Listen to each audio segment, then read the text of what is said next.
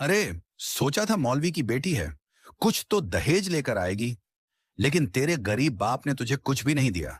एक शाम मोहल्ले की औरतों के बीच बैठी शाहिदा बेगम तानों की आग उगल रही थी। मेरी किस्मत ही फूट गई जो इस गंवार को अपने घर ले आई।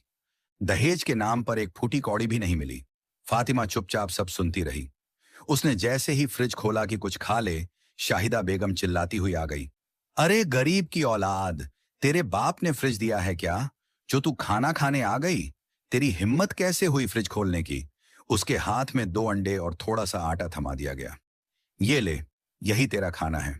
परांठे तू हजम नहीं कर पाएगी, सूखी रोटी खा ले। हर दिन ताने, हर दिन जिल्लत। अरे भाभी, झाड़ू ढंग से लगा, ये कोई गांव का घर नहीं है। जानती हूं तुम गंवार हो, कुछ भी अच्छा नहीं आता। शबे बारात की रात फातिमा मुसल्ले पर बैठी फूट फूट कर रो रही थी। या अल्लाह, मुझे सब्र करने की तौफीक अता फरमा और मेरे ससुराल वालों को हिदायत दे। इस दर्द भरी कहानी को सुनने के लिए हमारे चैनल पर बने रहिए। आखिरकार मौलवी की बेटी के साथ उसके ससुराल वालों ने क्या किया? क्या दहेज न लाने की सजा उसे जिंदगी भर मिलती रहेगी? चलिए, इस कहानी को शुरू करते हैं। शबे बारात की वो मुकद्दस रात थी जब खामोशी भी इबादत बन जाती है। आसमान पर पूरा चांद ऐसे ठहरा था मानो रब ने खुद रोशनी उतार दी हो। गांव की गलियों में अजीब सा सुकून था। मस्जिदों से उठती अजहान, घरों से बहती दुआएं और दिलों में छुपी तौबा की सिसकियां। सफेद लिबास में लोग सर झुकाए खड़े थे। कोई बीते गुनाहों की माफी मांग रहा था, कोई आने वाले कल की हिफाजत। कहते हैं इस रात रहमत के दरवाजे खुलते हैं, किस्मतों के पन्ने पलटे जाते हैं और फरिश्ते हर रूह के नामे अमाल पर आखिरी निशान लगाते हैं। ये रात सिर्फ तारीख नहीं, ये इंसान और उसके रब के दरमियान एक खामोश मुलाकात है। इस कस्बे में जिंदगी सादगी से भरी थी। न कोई शोर शराबा, न ही शहरों की भागदौड़। यहाँ के लोग अल्लाह के करीब रहते थे और फातिमा भी उन्हीं में से एक थी। फातिमा ने अपनी आंखें खोलीं। उसकी 22 साल की उम्र में एक ऐसी खूबसूरती थी जो किसी महंगे मेकअप या जेवरों से नहीं, बल्कि उसकी सादगी और रूहानी नूर से आती थी। उसके लंबे काले बाल हमेशा दुपट्टे से ढके रहते और उसकी बड़ी बड़ी आंखें मानो दुनिया की हर अच्छाई को देखकर मुस्कुराती। फातिमा के पिता मौलवी अहमद खान पूरे इलाके में नेकदिल इंसान के रूप में जाने जाते थे। वे मस्जिद में इमाम थे और लोगों को कुरान की तालीम देते। फातिमा का बचपन महंगे खिलौनों या गैजेट्स के बीच नहीं बीता था। उसके घर में किताबों की महक और कुरान की तिलावत की मीठी आवाजें थीं। घर छोटा था, बस 2 कमरे, एक छोटी रसोई और एक आंगन, लेकिन वहां की दीवारों से मोहब्बत और सुकून टपकता था। हर शाम मौलवी साहब परिवार को इकट्ठा करके हदीस सुनाते और फातिमा की माँ रुकैया चुपचाप सबके लिए चाय बनाती। फातिमा बेटा, उठ गई? रुकैया ने कमरे में दाखिल होते हुए पूछा। उनकी आवाज में वो ममता थी जो हर माँ की होती है, नरम लेकिन मजबूत। जी अम्मी, फातिमा ने मुस्कुराते हुए जवाब दिया। उसने अपने सर पर दुपट्टा ठीक किया और बिस्तर से उठी। सुबह की ठंडी हवा ने उसके चेहरे को छुआ और वह वजहों के लिए बाहर आंगन में गई। ठंडे पानी का स्पर्श उसके चेहरे पर पड़ा तो नींद पूरी तरह उड़ गई।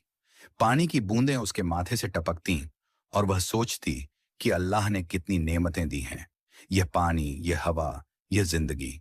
वजू करने के बाद वह मुसल्ले पर खड़ी हुई। नमाज में डूबकर दुनिया की हर फिक्र पीछे छूट गई। उसके हाथ जब दुआ के लिए उठे तो उसने अपने भविष्य के लिए सिर्फ इतना मांगा, या अल्लाह, मुझे जहां भी भेजना वहां मुझे दीन पर चलने की हिम्मत देना। मुझे ऐसा दिल दे जो सब्र से भरा हो और ऐसा साथी दे जो तेरी राह पर चले। नमाज के बाद फातिमा ने घर के काम शुरू किए। छोटे से घर में सब कुछ सादा था। रसोई में बस जरूरी सामान, कोई फ्रिज या माइक्रोवेव नहीं। वह चाय बनाती, नाश्ता तैयार करती और पिता के लिए कुरान की किताब निकाल कर रखती।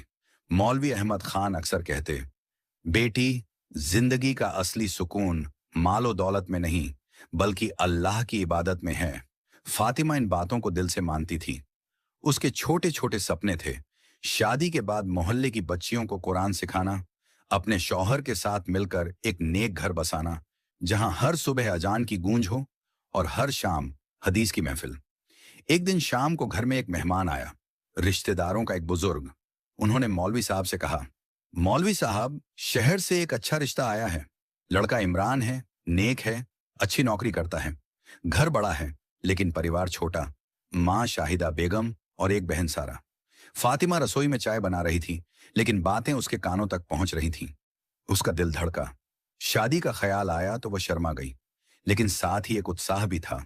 शायद अल्लाह ने उसके लिए कुछ अच्छा सोचा हो। रात को रुकैया ने फातिमा से बात की। बेटी, रिश्ता अच्छा लग रहा है। इमरान नेक है, मस्जिद जाता है, लेकिन शहर की जिंदगी अलग है। वहां की रौनक अलग। लेकिन हमें तो अल्लाह पर भरोसा है। फातिमा ने सर झुकाकर कहा, अम्मी, जो अल्लाह को मंजूर होगा वही होगा। मुझे बस इतना चाहिए कि मेरा घर रूहानी हो, जहां इबादत हो और मोहब्बत हो। अगले दिन फातिमा की सहेलियां आईं। वे सब हंसती खेलती, लेकिन रिश्ते की बात पर गंभीर हो गईं। एक सहेली ने कहा, फातिमा, सुना है शहर का रिश्ता है। वहां की सास शाहिदा बेगम सख्त मिजाज हैं। तुझे डर नहीं लगता? फातिमा ने बहुत धीमे से लेकिन मजबूत आवाज में जवाब दिया, डर तो सिर्फ अल्लाह का लगना चाहिए। अगर मैं अपनी जिम्मेदारी पूरी करूंगी तो अल्लाह मेरी हिफाजत करेगा। अम्मी कहती हैं कि सब्र हर ताले की चाबी है। उसकी सहेलियां चुप हो गईं। फातिमा की बातों में एक मासूमियत थी, लेकिन एक गहरा यकीन भी। वह नहीं जानती थी कि आने वाले वक्त में उसका पाला उन लोगों से पड़ने वाला है जो सब्र को कमजोरी समझते हैं। रुखसती का दिन करीब आया। घर में तैयारियां चल रही थीं।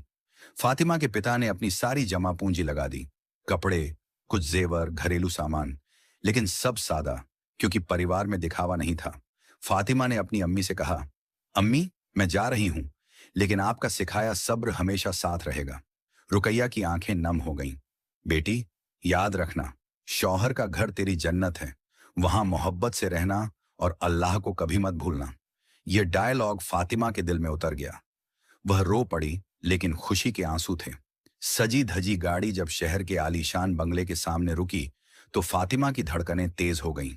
बंगला भव्य था, बड़े बड़े गेट, नक्काशीदार दरवाजे, ऊंची छतें, लेकिन वहां वो रूहानियत गायब थी जो फातिमा के छोटे घर में थी। शाहिदा बेगम सोने के भारी जेवरों से लदी हुई दरवाजे पर खड़ी थी। उनकी आंखों में नई बहू के लिए ममता नहीं, बल्कि एक परख थी। उन्होंने फातिमा के जोड़े की कीमत और उसके साथ आए सामान के संदूकों को बड़ी बारीकी से देखा। अंदर आओ, उनकी आवाज में एक अधिकार था जो स्वागत से ज्यादा हुक्म जैसा लगा। फातिमा के अंदर एक नई दुनिया थी। घर में सब कुछ लग्जरी, बड़ा हॉल, महंगे सोफे, एयर कंडीशनर, लेकिन हवा में वो सुकून नहीं था। इमरान, फातिमा का शौहर, एक सीधा साधा आदमी था। उसने फातिमा को देखा और उसे उसकी सादगी पसंद आई। फातिमा, तुम्हारा स्वागत है, इमरान ने नरम आवाज में कहा। लेकिन जैसे ही उसकी नजर अपनी मां पर पड़ी, उसने नजरें झुका लीं। वह अपनी मां के सामने ऊंची आवाज में बात करना तो दूर, अपनी राय रखने की हिम्मत भी नहीं रखता था। शाहिदा बेगम की बेटी सारा भी वहां थी, एक 25 साल की लड़की जो शहर की जिंदगी में रंगी हुई थी। सारा मेकअप से सजी रहती, फोन पर घंटों बात करती। वह फातिमा को देखकर मुस्कुराई, लेकिन वो मुस्कान नकली थी। भाभी, वेलकम टू अवर होम, लेकिन यहां गांव वाली आदतें नहीं चलेंगी, ओके? सारा ने हंसकर कहा, लेकिन उसके शब्दों में एक ताना था। फातिमा ने सर झुकाकर जवाब दिया, जी, मैं कोशिश करूंगी।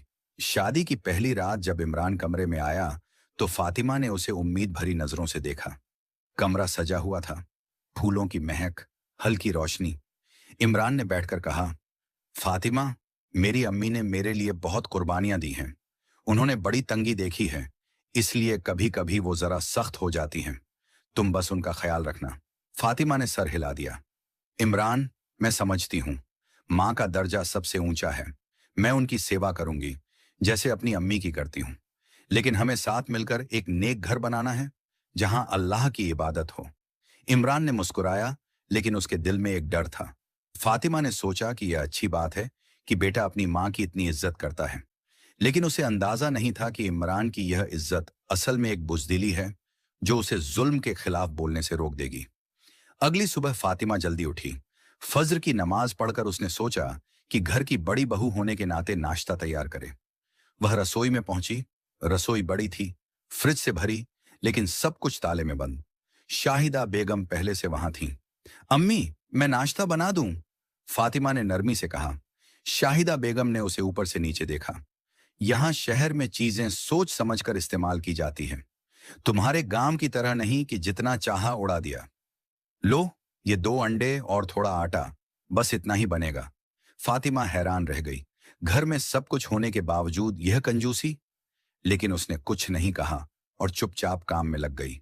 नाश्ता बनाते वक्त सारा भी रसोई में आई। भाभी, तुम्हें पता है अम्मी को पराठे पसंद हैं, लेकिन तुम गांव वाली हो, शायद नहीं जानती, सारा ने ताना मारते हुए कहा। फातिमा ने मुस्कुराकर जवाब दिया, जी मैं बना लूंगी। लेकिन अंदर से उसका दिल दुखा। मेज पर नाश्ता लगा तो शाहिदा बेगम ने इमरान के सामने पराठे रखे और फातिमा की तरफ सूखी रोटी बढ़ा दी। फातिमा अभी नई है, उसे भारी नाश्ते की आदत नहीं होगी, शाहिदा बेगम ने फीकी मुस्कान के साथ कहा। इमरान ने एक पल फातिमा की तरफ देखा, लेकिन शाहिदा बेगम की सख्त नजरों ने उसे चुप करा दिया। फातिमा ने मुस्कुराकर रोटी का निवाला तोड़ा। उसके गले में निवाला अटक रहा था, लेकिन उसने जमीन की तरफ देखकर अल्लाह का शुक्र अदा किया। या अल्लाह, यह भी तेरी नेमत है। दिन बीतते गए। फातिमा घर के कामों में लगी रहती, झाड़ू पोछा, बर्तन, कपड़े धोना। शाहिदा बेगम हर काम पर ताने मारती। एक दिन फातिमा फर्श साफ कर रही थी तो शाहिदा बेगम ने कहा, यह क्या, इतनी धूल बाकी है। गांव में तो तुम्हें मिट्टी साफ करने की आदत होगी, लेकिन यहां साफ सफाई का मतलब समझो। सारा ने हंसकर जोड़ा, अम्मी, भाभी को सिखाओ, वह तो सोचती होंगी कि झाड़ू से जादू हो जाएगा। फातिमा के हाथ रुक गए। उसका दिल रोया, लेकिन उसने कहा, जी अम्मी, मैं और अच्छे से करूंगी। अंदर से वह सोचती, या अल्लाह मुझे सब्र दे। एक शाम मोहल्ले की औरतें आईं। शाहिदा बेगम ने उन्हें बैठक में बिठाया और ऊंची आवाज में बातें की ताकि फातिमा सुने। अरे बहन, क्या बताऊं, नसीब खोटा था कि ऐसी बहू आई। शक्ल भोली है, लेकिन हाथ खाली। मौलवी की बेटी है, सोचा था कुछ ढंग का दहेज लाएगी। फातिमा रसोई में बर्तन साफ कर रही थी। उसके हाथ रुक गए। एक जहरीला दर्द उसके सीने में उठा। उसके पिता ने सब कुछ लगा दिया था, लेकिन यहां भावनाओं की कीमत नहीं। वह रो पड़ी, लेकिन चुपचाप। या अल्लाह, मुझे चुप रहने की तौफीक दे, उसने बुदबुदाया। शाम को इमरान लौटा तो फातिमा उदास थी। क्या हुआ फातिमा, इमरान ने पूछा। फातिमा ने सोचा कि सब बता दें। इमरान, आज अम्मी ने मेरे मायके की बेइज्जती की। मैंने कुछ नहीं किया, लेकिन बाहर से शाहिदा बेगम की आवाज आई, इमरान बेटा, जरा यहां आना, सर दर्द है। इमरान भागा। फातिमा अकेली रह गई। सर्दियों की शुरुआत हुई। फातिमा को हल्का बुखार था। वह नमाज पढ़कर लेटना चाहती थी, लेकिन शाहिदा बेगम ने कहा, बुखार बहाना है, झाड़ू लगाओ, फिर खाना चढ़ाओ। फातिमा कांपते हाथों से काम करती रही। सारा ने ताना मारा, भाभी, शहर में औरतें बीमार होकर नहीं बैठती। फातिमा की आंखों से आंसू गिरे, लेकिन वह बोली, जी मैं कर लूंगी। एक सुबह फातिमा ने देखा कि घर का बड़ा फ्रिज खुला था। अंदर ढेर सारे फल, दूध, मक्खन, सब कुछ भरपूर।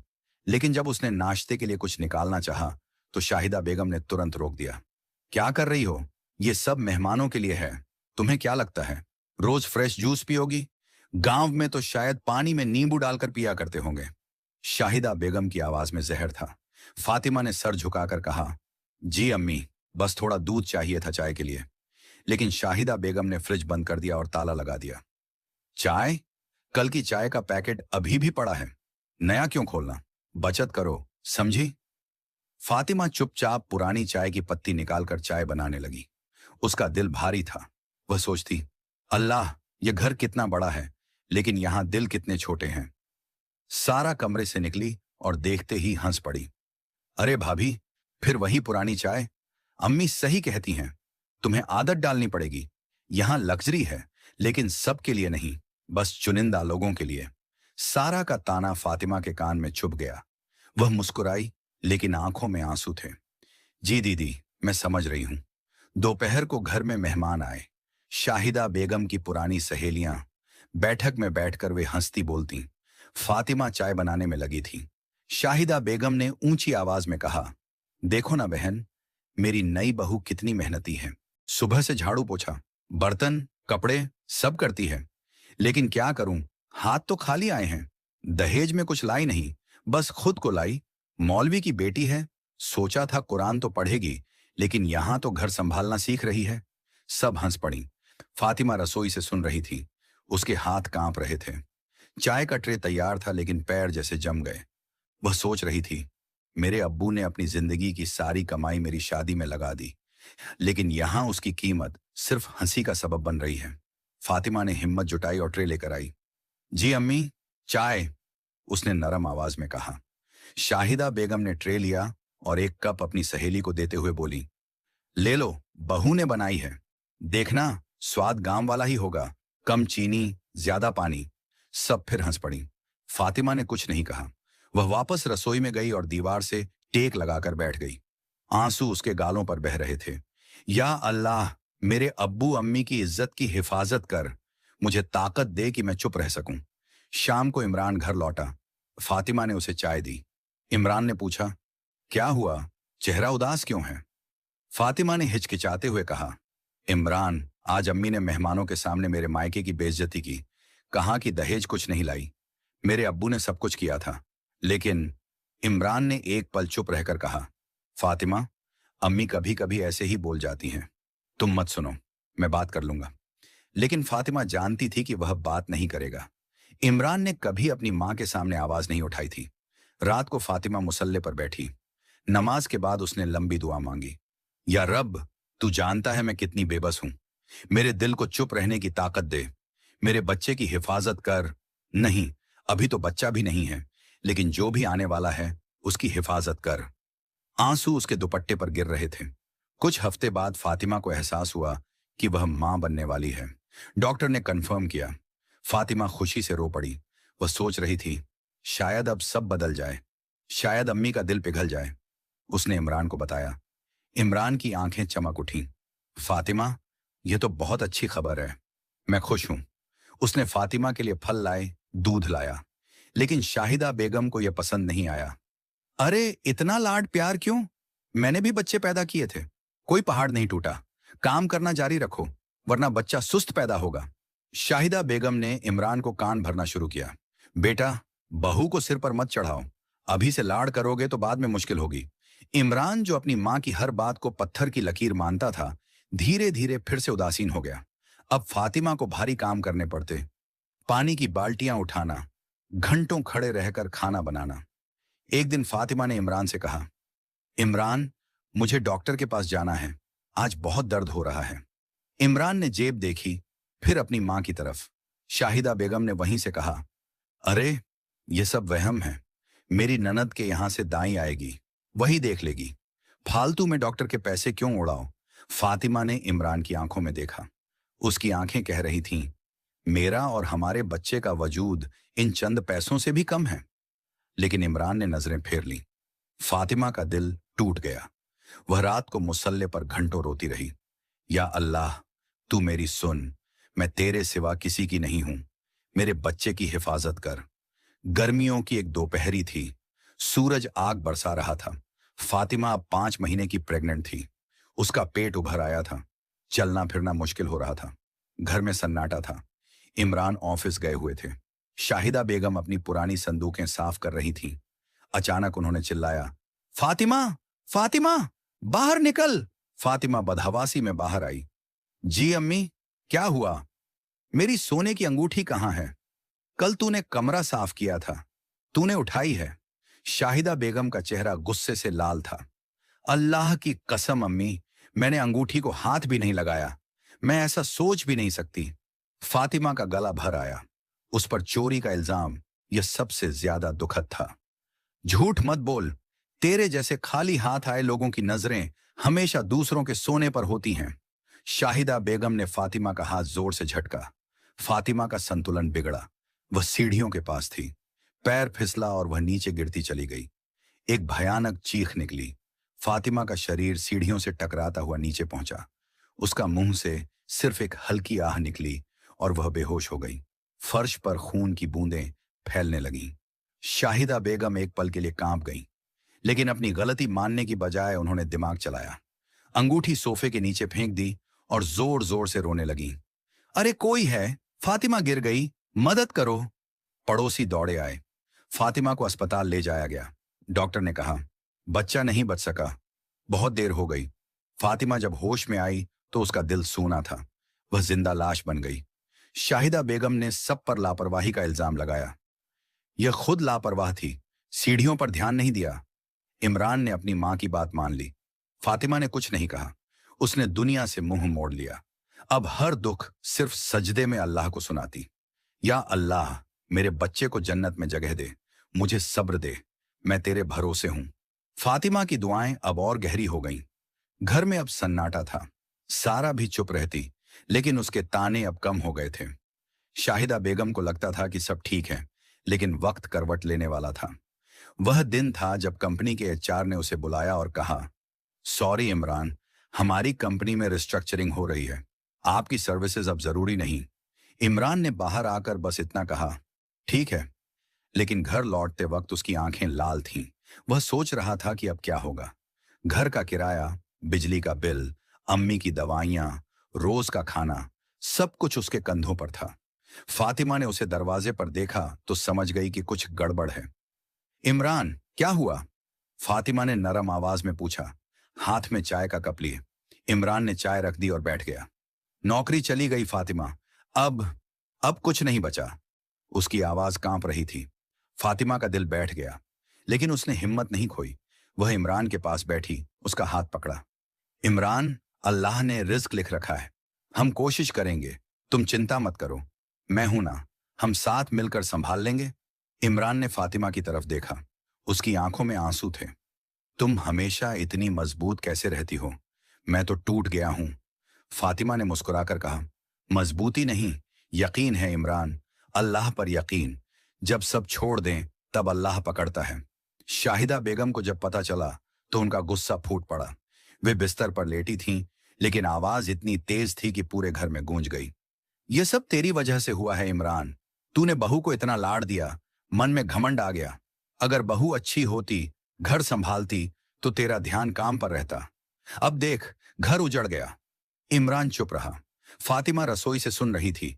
उसने कुछ नहीं कहा, बस दुआ मांगी। या अल्लाह, घर में सुकून रख। सारा अब घर में ज्यादा समय बिताती। पहले वह बाहर रहती, दोस्तों के साथ घूमती, लेकिन अब पैसे की तंगी ने उसे भी घर में रोक लिया। वह फातिमा से कहती, भाभी, अब तो तुम्हें भी कुछ करना पड़ेगा। मैं तो नौकरी ढूंढ रही हूं, लेकिन तुम क्या करोगी? गांव वाली हो, शहर में क्या काम मिलेगा? फातिमा ने नरमी से जवाब दिया, दीदी, अल्लाह रास्ता दिखाएगा। मैं मोहल्ले की बच्चियों को कुरान पढ़ा सकती हूँ, शायद कोई फीस दे दे। सारा हंस पड़ी। कुरान पढ़ाकर पेट चलेगा? यहां तो स्कूल भी महंगे हैं। पैसे की किल्लत अब साफ दिखने लगी। फ्रिज में पहले जहां दूध, फल, मक्खन भरे रहते, अब बस कुछ पुरानी सब्जियां और आटा। फातिमा रोज सुबह उठती, थोड़ा बहुत सामान लेकर खाना बनाती। एक दिन सिर्फ एक कटोरी दाल और 2 रोटियां बनी। मेज पर रखते वक्त शाहिदा बेगम ने देखा और चिल्लाई, ये क्या है? इतना कम खाना, हम भूखे मर जाएंगे। तेरे मायके से कुछ मांग ले, तेरे अब्बू मौलवी हैं, लोग देते होंगे। फातिमा का गला भर आया। अम्मी, मेरे अब्बू ने कभी किसी से कुछ नहीं मांगा, मैं भी नहीं मांगूंगी। अल्लाह पर भरोसा है, आज कम है, कल ज्यादा होगा। शाहिदा बेगम ने ठंडी सांस ली। भरोसा? अब भरोसा से क्या होगा?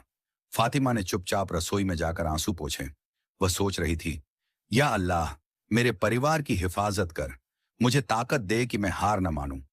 शाम को इमरान बाजार से थोड़ा सा चावल और दाल लाया। फातिमा, आज बस इतना मिला। फातिमा ने मुस्कुराकर कहा, बहुत है इमरान, अल्लाह ने दिया है। कुछ दिन बाद शाहिदा बेगम की तबीयत और बिगड़ गई।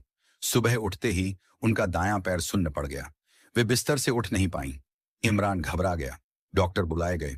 जांच के बाद डॉक्टर ने कहा, यह पैरालिसिस का दौरा है, आंशिक लकवा मार गया है, कम से कम 6 महीने बिस्तर पर रहना पड़ेगा, फिजियोथेरेपी करानी होगी, दवाइयां नियमित। इमरान की आंखें भर आईं। डॉक्टर, अब हमारी हालत। पैसे नहीं हैं, डॉक्टर ने कहा। सरकारी अस्पताल में भी इलाज होता है, लेकिन देखभाल बहुत जरूरी है। घर में हड़कंप मच गया। सारा रोने लगी। अब कौन अम्मी की देखभाल करेगा? मैं तो नौकरी ढूंढ रही हूं। इमरान भी परेशान था। फातिमा ने चुपचाप आगे बढ़कर कहा, मैं करूंगी, अम्मी मेरी सास हैं, उनकी सेवा मेरा फर्ज है। सब चुप हो गए। शाहिदा बेगम की आंखों में पहली बार कुछ अलग था, शर्मिंदगी। अगले दिन से फातिमा की सेवा शुरू हो गई। सुबह फज्र की नमाज के बाद वह शाहिदा बेगम के पास जाती, उन्हें उठाकर व्हील चेयर पर बिठाती, गर्म पानी लाती, साबुन से धीरे धीरे शरीर साफ करती। शाहिदा बेगम पहले चुप रहती, लेकिन एक दिन बोली, फातिमा, तू थक जाएगी, क्यों कर रही है ये सब? फातिमा ने नरम आवाज में कहा, अम्मी, आपने मेरे साथ जो किया वह भूल गई हूं। अल्लाह ने मुझे माफ करने वाला बनाया है, आप आराम करें।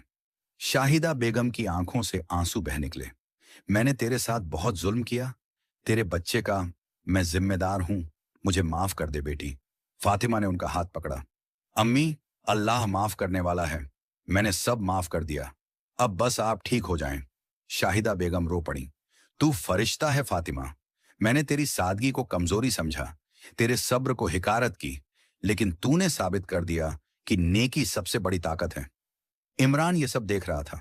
उसे अपनी बुजदिली का एहसास हुआ।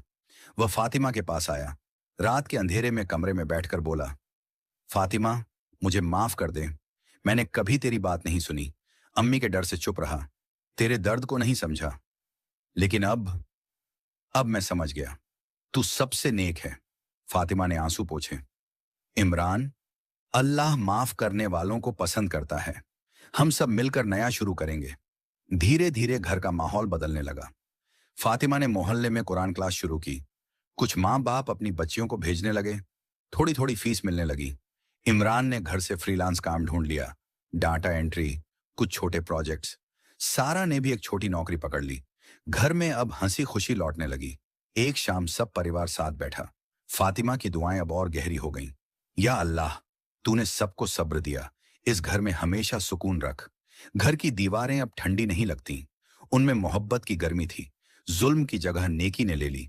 फातिमा ने साबित कर दिया कि असली ताकत पैसों या बड़े घर में नहीं, अल्लाह पर भरोसे और सब्र में होती है। एक सुबह फातिमा जैसे ही कमरे में आई, शाहिदा बेगम ने उनका हाथ पकड़ लिया।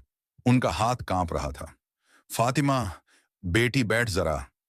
फातिमा ने चुपचाप बिस्तर के किनारे पर बैठ गई। शाहिदा बेगम की आंखें नम थीं। मैंने तेरे साथ बहुत जुल्म किया है, तेरी सादगी को हंसी उड़ाई, तेरे मायके को ताने दिए, तेरे बच्चे को मैंने तेरे बच्चे को छीन लिया। उनकी आवाज रुक रुक कर निकल रही थी। उस दिन जब तू सीढ़ियों से गिरी, मैंने अंगूठी खुद छुपाई थी। मैं डर गई थी कि कहीं सच सामने ना आ जाए, लेकिन सच तो अब मेरे दिल में जल रहा है। मुझे माफ कर दे बेटी, अल्लाह के वास्ते माफ कर दे। फातिमा की आंखें भी भर आईं। वह कुछ पल चुप रहीं, फिर धीरे से बोली, अम्मी, मैंने उस दिन सब देखा था, लेकिन मैंने अल्लाह से वादा किया था कि मैं नफरत का बदला नफरत से नहीं लूंगी। आप मेरी सास हैं, आपका दर्जा मेरे लिए मां जैसा है। जो हुआ वह अल्लाह की मर्जी से हुआ। मेरे बच्चे को अल्लाह ने जन्नत में जगह दी होगी। अब आप रोना बंद करो, आपका रोना मुझे और दुख देता है। शाहिदा बेगम फूट फूट कर रो पड़ी। तू फरिश्ता है फातिमा, मैंने तेरे सब्र को कमजोरी समझा, लेकिन तेरा सब्र सबसे बड़ी ताकत निकला। बाहर कमरे के दरवाजे पर इमरान खड़ा सब सुन रहा था। उसकी आंखें लाल हो गईं। वह अंदर आया और फातिमा के सामने घुटनों पर बैठ गया। फातिमा, मुझे भी माफ कर दे, मैंने कभी तेरी आवाज नहीं सुनी। अम्मी के डर से चुप रहा, तेरे दर्द को अनदेखा किया। जब तू बीमार थी, जब तू रोती थी, मैंने कुछ नहीं किया। मैं एक कमजोर शौहर था, लेकिन अब मैं बदलना चाहता हूं। तू मेरे लिए सब कुछ है। फातिमा ने इमरान का हाथ पकड़ा। इमरान, अल्लाह माफ करने वालों को बहुत पसंद करता है। हम सब इंसान हैं, गलतियां होती हैं। अब हम मिलकर नया घर बसाएंगे, जहां सिर्फ मोहब्बत और इबादत हो। सारा भी कमरे में आई। उसकी आंखें भी नम थीं। पहले वह फातिमा पर ताने मारती थी, लेकिन अब वह चुपचाप खड़ी थी। फातिमा ने उसे देखा और मुस्कुराकर कहा, दीदी, आप भी आ जाइए, हम सब परिवार हैं। सारा आगे बढ़ी और फातिमा से गले लग गई। भाभी, मैंने भी बहुत गलतियां की, तुम्हें गांव वाली कहकर चिढ़ाती थी, लेकिन तुमने सबको जीत लिया, मुझे माफ कर दो। फातिमा ने उसे सीने से लगाया। दीदी, सब भूल गए, अब बस आगे देखते हैं। घर में अब एक नई शुरुआत हो रही थी। फातिमा की कुरान क्लास अब काफी लोकप्रिय हो गई थी। मोहल्ले की कई बच्चियां और औरतें आती। फातिमा उन्हें न सिर्फ कुरान पढ़ाती, बल्कि सब्र, मोहब्बत और नेकी की बातें भी करती। एक दिन एक महिला ने कहा, फातिमा बेटी, तुम्हारी बातें सुनकर दिल को सुकून मिलता है। तुम्हारे सब्र की कहानी सबको पता है। फातिमा ने मुस्कुराकर कहा, बहन, सब्र मेरी ताकत नहीं, अल्लाह का तोहफा है। इमरान अब फुल टाइम फ्रीलांस काम कर रहा था। उसने एक छोटा सा ऑनलाइन बिजनेस शुरू किया, इस्लामी बुक्स और प्रोडक्ट्स की ऑनलाइन बिक्री। फातिमा ने उसे आइडिया दिया था, इमरान, हम दोनों मिलकर कुछ ऐसा करें कि लोग अल्लाह की राह पर आएं। इमरान ने हामी भरी। धीरे धीरे ऑर्डर आने लगे। घर में अब थोड़ी राहत थी। सारा ने भी एक ब्यूटी पार्लर ज्वाइन कर लिया। वह रोज शाम घर लौटती और फातिमा से बातें करती। भाभी, आज एक कस्टमर ने तुम्हारी कहानी सुनी। बोली कि तुम्हारा सब्र देखकर उनको हिम्मत मिली। शाहिदा बेगम अब थोड़ा थोड़ा चलने लगी थी। फिजियोथेरेपी जारी थी। एक दिन उन्होंने फातिमा को बुलाया।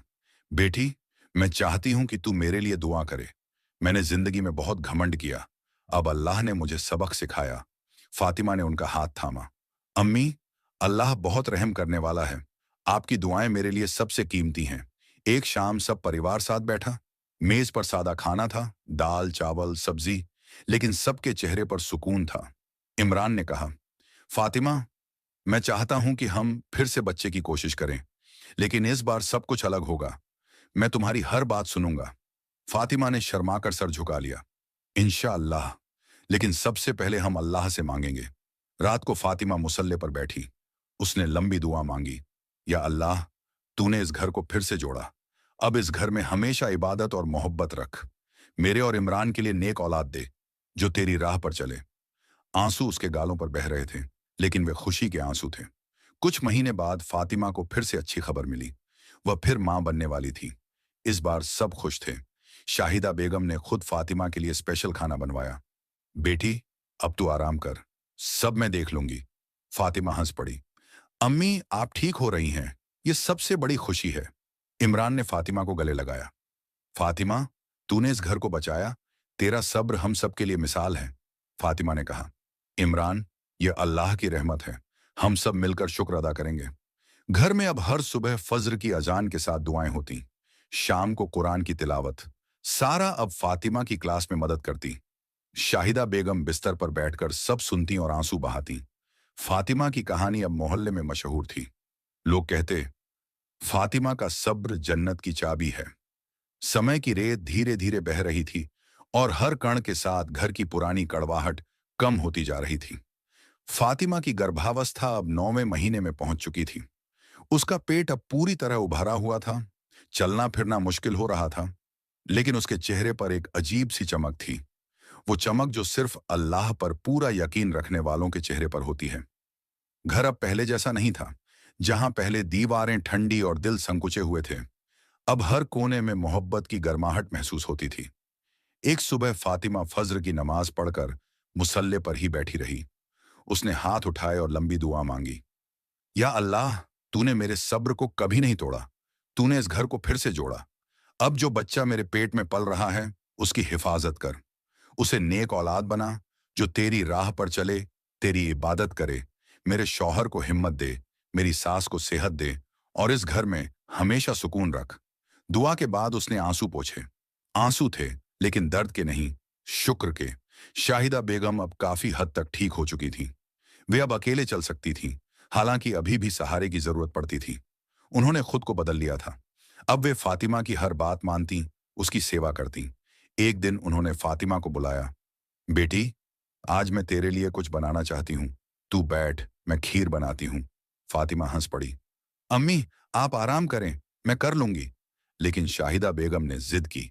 नहीं बेटी, मैंने जिंदगी भर सिर्फ हुक्म दिए, अब थोड़ा प्यार भी देना चाहती हूँ।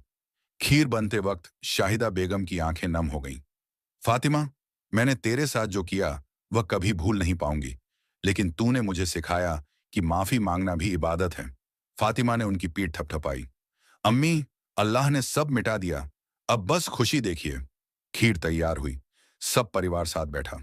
इमरान ने कहा, अम्मी, यह खीर बहुत स्वादिष्ट है। शाहिदा बेगम मुस्कुराई। यह खीर नहीं, मेरी माफी का तोहफा है। सारा ने भी कहा, अम्मी भाभी, हम सब मिलकर अब एक हैं। पहले मैं बहुत अहंकारी थी, लेकिन भाभी की वजह से मैंने सीखा कि नेकी कितनी बड़ी चीज है। इमरान का बिजनेस अब अच्छा चल रहा था।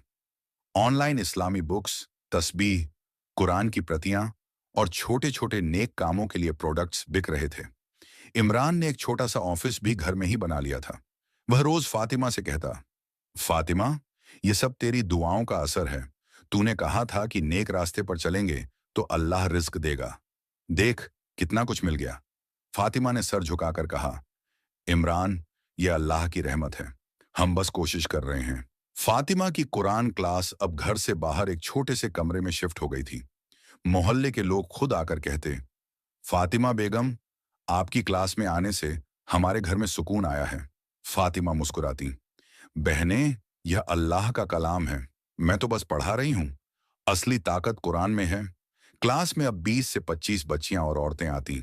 फातिमा उन्हें सिर्फ पढ़ाना नहीं, बल्कि सब्र, मोहब्बत और अल्लाह पर भरोसे की बातें भी करती।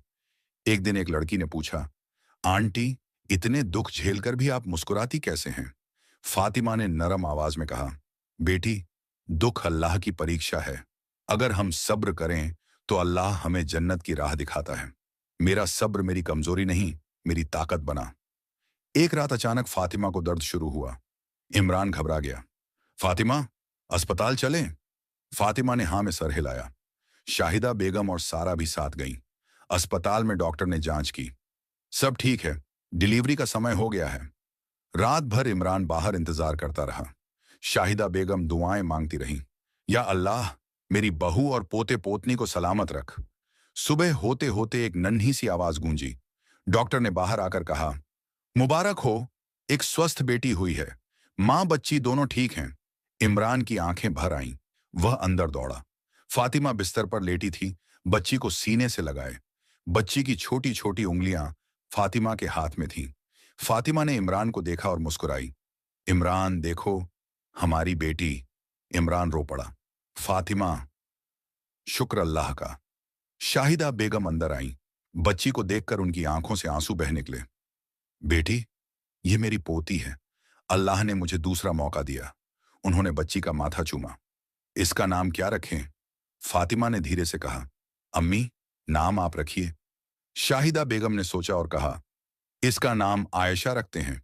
आयशा, जो जिंदा रहने वाली हो और नेकी से भरी हो। सबने हामी भरी। घर लौटते वक्त पूरा मोहल्ला इंतजार कर रहा था। लोग मुबारकबाद देने आए। फातिमा की कुरान क्लास की बच्चियां फूलों के साथ आईं। एक ने कहा, आंटी, आपकी दुआएं कबूल हुईं? फातिमा ने मुस्कुराकर कहा, नहीं बेटी, अल्लाह की रहमत है। घर में अब हर दिन खुशी का माहौल था। आयशा की छोटी छोटी हरकतें सबको हंसाती। इमरान रोज शाम घर लौटता और बच्ची को गोद में लेता। फातिमा, यह हमारी जन्नत है।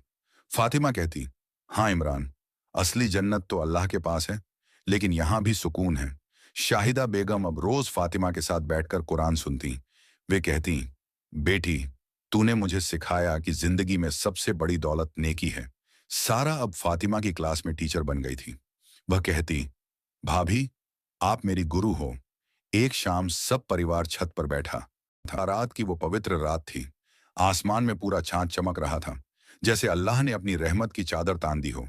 गांव की हर गली, हर छत से मस्जिदों की अजान और दुआओं की आवाजें उठ रही थीं। लोग सफेद कपड़ों में लिपटे हाथ फैलाए माफी मांग रहे थे और अगले साल की बरकतें तलब कर रहे थे। फरिश्ते उस रात हर इंसान के नामे आमाल पर कलम फेरते हैं, अच्छे बुरे का फैसला लिखते हैं। आसमान में तारे चमक रहे थे। फातिमा ने आयशा को गोद में लिया और कहा, या अल्लाह, तूने मेरे सब्र को फल दिया, इस घर को जन्नत बना दिया। इमरान ने फातिमा का हाथ पकड़ा। फातिमा, तूने साबित कर दिया कि सब्र कमजोरी नहीं, अल्लाह पर मजबूत भरोसा है, जो हर जुल्म को हरा देता है। शाहिदा बेगम ने आंसू पोंछे। बेटी, तेरा सब्र इस घर की सबसे बड़ी अमानत है। सारा ने कहा, और हम सब इसके गवाह हैं। फातिमा ने आसमान की तरफ देखा। अल्लाह ने कहा है, बेशक सब्र करने वालों के साथ हूं। और सच में उस रात घर में एक रूहानी सुकून था। जुल्म खत्म हो गया था, घमंड टूट गया था।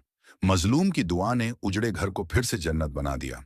फातिमा की कहानी अब मोहल्ले से शहर तक फैल गई। लोग कहते, फातिमा का सब्र एक मिसाल है। लेकिन फातिमा कभी घमंड नहीं करती। वह बस कहती, ये सब अल्लाह की मेहरबानी है। और इस तरह एक छोटे से कस्बे की सादगी वाली लड़की ने बड़े शहर के आलीशान घर को रूहानी सुकून सिखा दिया। सब्र की जीत हुई, मोहब्बत की जीत हुई और सबसे ऊपर अल्लाह की रहमत की जीत हुई। आज की यह वीडियो शब बारात के बारे में एक बहुत ही खास और अहम वीडियो होने वाली है। प्यारे दोस्तों, शब बारात वो मुकद्दस रात है जिसमें इंसानों की जिंदगियों से जुड़े बहुत बड़े और अहम फैसले किए जाते हैं। इस रात यह तय किया जाता है कि कौन जिंदा रहेगा, कौन इस दुनिया से रुखसत होगा, कौन नई जिंदगी की शुरुआत करेगा, कौन गरीब से अमीर बनेगा और किसकी जिंदगी में मुसीबतें आएंगी। यहां तक कि किन लोगों के नाम मुर्दा लोगों की फहरिस्त में लिख दिए जाते हैं। प्यारे दोस्तों, आज की इस वीडियो में हम आपको बताएंगे कि शब बारात की हकीकत क्या है, इस रात नाम अमाल क्यों बदले जाते हैं और इंसानों के बारे में कौन कौन से अहम फैसले होते हैं। अगर खुदा न खास्ता हमारा नाम भी मुर्दा लोगों की लिस्ट में लिखा जा चुका हो, तो हमें क्या करना चाहिए?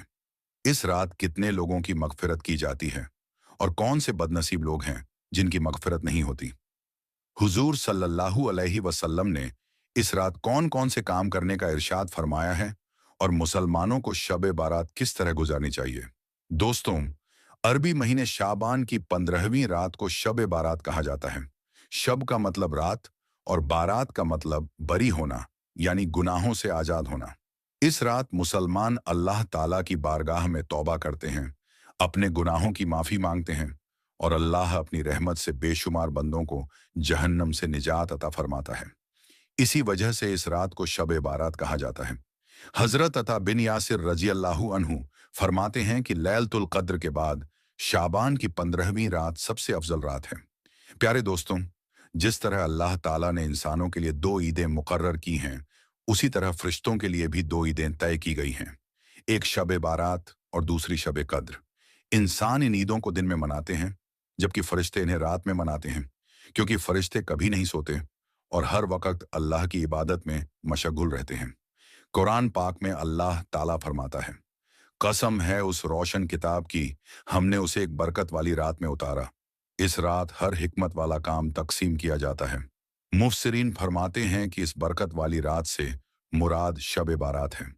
प्यारे दोस्तों, इस रात उन तमाम लोगों की फहरिस्त तैयार की जाती है जो आने वाले साल में पैदा होंगे, जो मौत पाएंगे और जो हज करेंगे। इस रात लोगों का रिज्क मुकर्रर किया जाता है और साल भर के अमाल पेश किए जाते हैं। हजरत आयशा सिद्दीका रजी अल्लाहु अन्हा फरमाती हैं कि रसूलुल्लाह सल्लल्लाहु अलैहि वसल्लम ने इरशाद फरमाया, शाबान की 15वीं रात अल्लाह ताला आसमान दुनिया पर अपनी शान के मुताबिक तजल्ली फरमाता है और कबीला बनू कल्ब की बकरियों के बालों से भी ज्यादा लोगों की मगफिरत फरमाता है। लेकिन दोस्तों, इस रात कुछ बदनसीब लोग ऐसे भी हैं जिनकी मगफिरत नहीं होती, जो शिर्क करते हैं, जो दिल में कीना और दुश्मनी रखते हैं, जो नाहक का कत्ल करते हैं। प्यारे दोस्तों, इस रात कोई खास इबादत सुन्नत से साबित नहीं है, लेकिन नफल इबादत की इजाजत है, जैसे नफल नमाज, कुरान की तिलावत, जिक्र और दुआ। यह इबादत घर में करना ज्यादा बेहतर है, क्योंकि नफल इबादत इखलास के साथ अकेले की जाती है। आखिर में दोस्तों, इस मुकद्दस रात में ऐसा कोई काम ना करें जिससे अल्लाह और उसके रसूल सल्लल्लाहु अलैहि वसल्लम नाराज हों। दिल से तौबा करें, दूसरों को माफ करें और अल्लाह से अपनी मगफिरत की दुआ मांगें। हमें उम्मीद है कि आपको आज की यह वीडियो पसंद आई होगी। इस वीडियो को अपने दोस्तों के साथ जरूर शेयर करें